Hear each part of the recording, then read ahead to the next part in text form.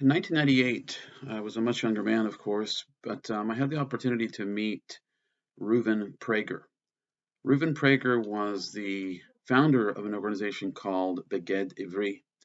Beged is clothing, Ivri is Hebrew, and this Hebrew clothing organization was focused in on techelet and other biblical practices, mitzvot and minchagim, that had been lost as a consequence of the galut, of the exile. It was a very interesting organization, and in the 90s, Techelet was not something that was as widespread as it is now. And I believe in the area he spoke at Congregation Tiferet Israel, uh, the oldest congregation in the Dallas area. And he was promoting something very interesting and radical at the same time. It was the holy half-shekel. His idea was that, of course, this mitzvah is not practiced in the way that it was observed during the times of the Bet HaMikdash. And he wanted to mint these coins, and he mint these very beautiful coins out of silver. He would sell them to people. And then the eventual goal, as I understood it back then, was that people would send them to Israel to the attention of the Chief Rabbinate. And this would, in essence, force the hand of the rabbinate or rabbinate to take possession of these coins and put them in escrow, because, of course, there's no Bet HaMikdash. In essence, if this were to happen on a yearly basis, they would accrue so much money that they would essentially say, what are we going to do with this? We need to support efforts to rebuild the Bet HaMikdash, etc. And it was an interesting premise. And he talked about how once they were placed in the possession of the rabbinate, that they would be hekdesh, this concept of consecrated property that could only be used for the maintenance, the upkeep, and in this particular case, the construction and the reconstruction of the Bet HaMikdash. And I thought about that so many years later because, of course, in last week's parasha, which would have been yesterday, Parashat Bechukotai, which ends the book of Leviticus, there's a section there that deals with this concept of hekdesh, of somebody donating something to the Mishkan at the time of the tabernacle, and then, of course, later the Bet HaMikdash. There's also the issue of the valuation of an individual. In fact, there's an entire tractate of the Talmud, of the Bavli, called Arachin, and it has to do with these valuations of men and women and age and all these kinds of issues that are related to this process of a person donating, pledging something based upon their status, if you will. Now, in the Bavli in Baba Kama, I think it's 69b, there's a discussion about this very process, about what about if an individual is pledging a home, a house, to the Bet HaMikdash, and it says, Ma beto reshuto. It's this issue of the individual doing this has to have the home in his possession, and then likewise, everything else that he pledges must also be in his possession.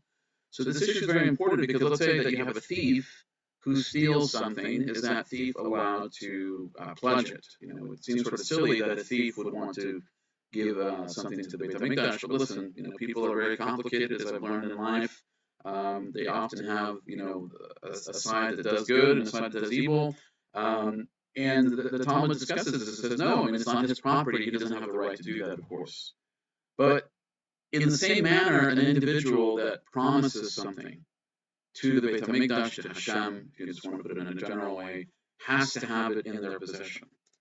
And Rabbi David Silverberg, as I was reading some of the commentaries this week, noted that this concept in our day and age should apply on a more general level. And that is that when we make a commitment to Hashem, maybe to study the Torah, maybe to donate more, whatever it is, whatever mitzvah that we're working on, that we should make sure that it is within our possession, within our hand.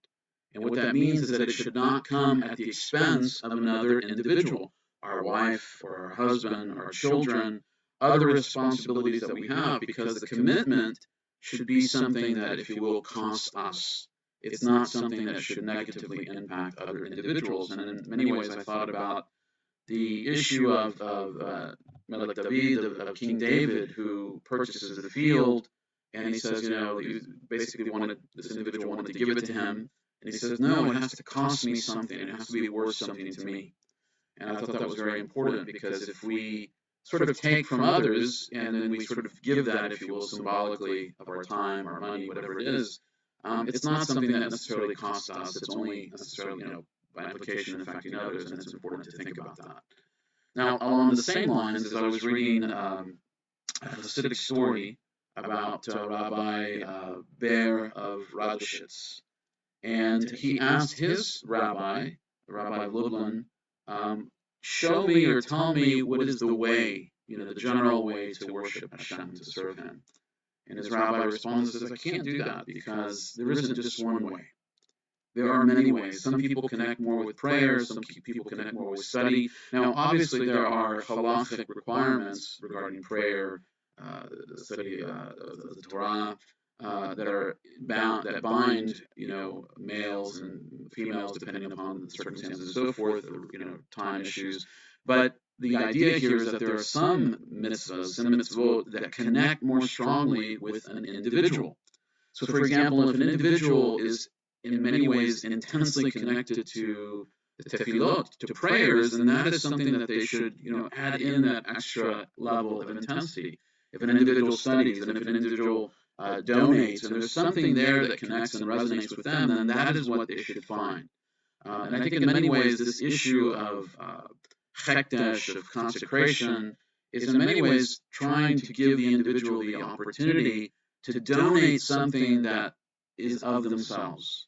And it's something that in many ways, even in the 21st century, we might not be able to do in the same way, but we can still do that by focusing in on the particular mitzvah that resonates with us. There are 613 mitzvot, and there is at least one mitzvah there that should resonate with us in a special way to connect to Hashem and to serve Him, and of course to build our communities.